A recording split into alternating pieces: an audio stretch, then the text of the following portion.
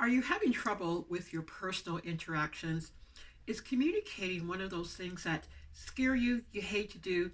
You'd rather run off screaming into the night than finding something plausible and enticing to say. Many of us have fallen down that particular rabbit hole. Let's talk about what to do next. Hello, my name is Pamela Silva, the Mojo Maker, back with another series of hot mojo tips. Now, what do I mean by series?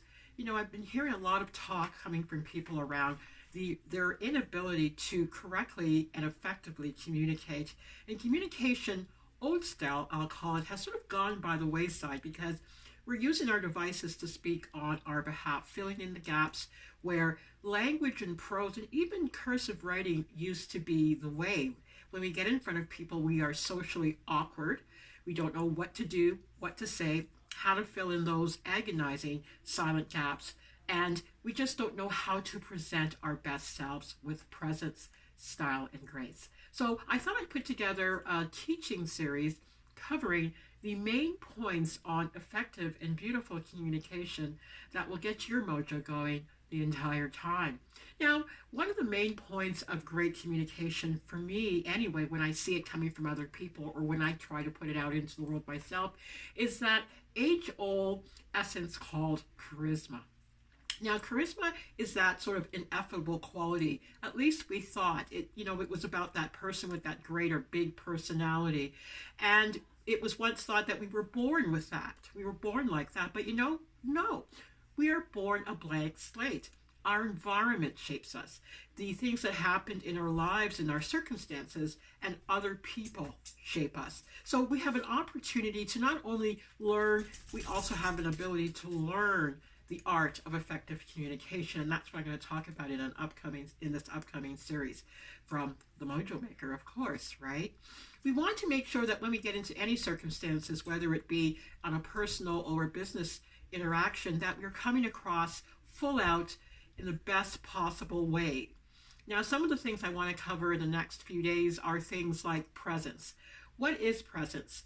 What is the ability to get people to see and feel you without having to overuse words? Did you know that 10% of communication is delivered through the art of words and language? The rest are very unconscious, slight little things, gestures, how you move your eyes, your body, how you stand, how you don't stand, are you always fidgeting, even how you dress and show up. What are you doing with your body? How are you using your body to communicate? And many people pick up on those unspoken and silent cues, no matter what words you're saying. Some people speak so much and so loud, they can't even be heard. We're so busy watching everything else about them. So it's learning how to use those invisible cues that make up the entirety of your presence. The other thing we want to move into on this series is the art of telling enticing stories. It's all about storytelling. We are one big story book. All of our experiences that, coming through our childhood, through our adult life, through our work, our jobs, our careers, all of it is one big story. How do you unfold that story? How do you share that story? What parts of the story do you want to share it? And how do you bring it out so you are engaging people properly? Okay, so we're going to talk about that during this particular series. I love stories. I love writing them, and I love sharing them, and I love telling them. And there's an art form to that. The next thing we're going to talk about is about showing vulnerability. I know, a lot of people don't like that word. They think we're going to show the weakest part of ourselves, or maybe there's too much high emotion and they're expected to cry or something. No, vulnerability actually is a strength if you know anything about it. Vulnerability is allow people to inside your world a little bit.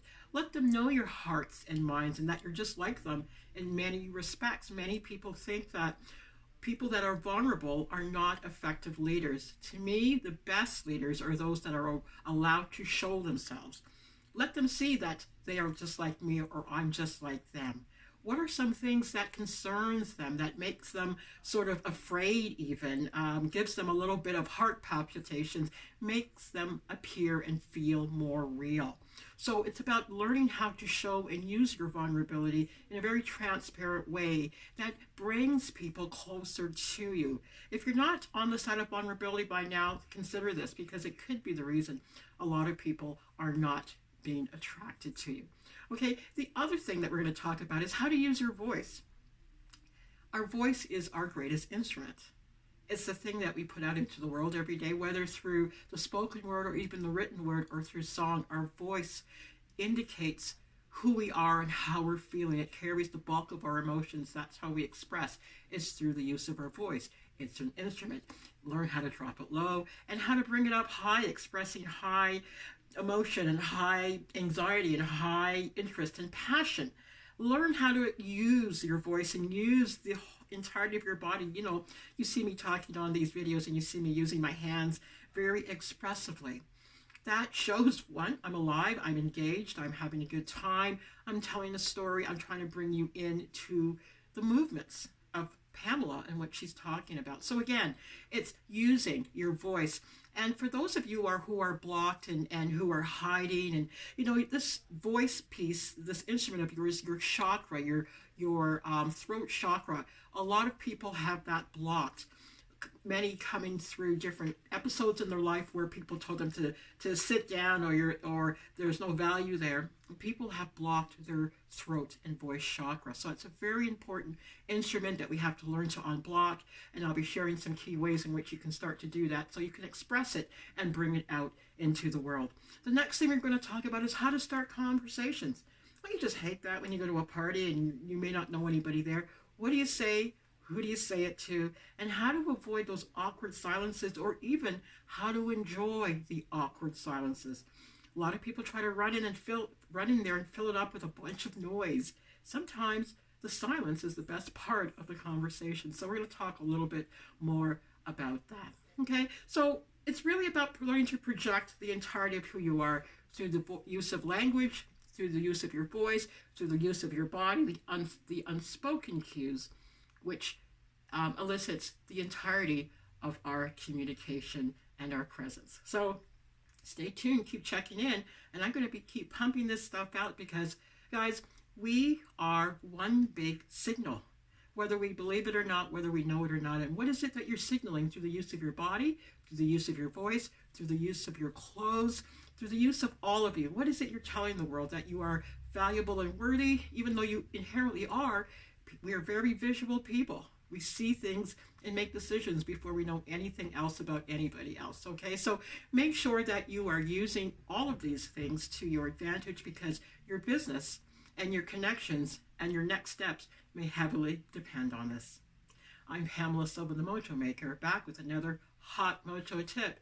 Keep tuning in to this upcoming series on communication so you can continue to spiral up your mojo. Have a great day. Bye-bye.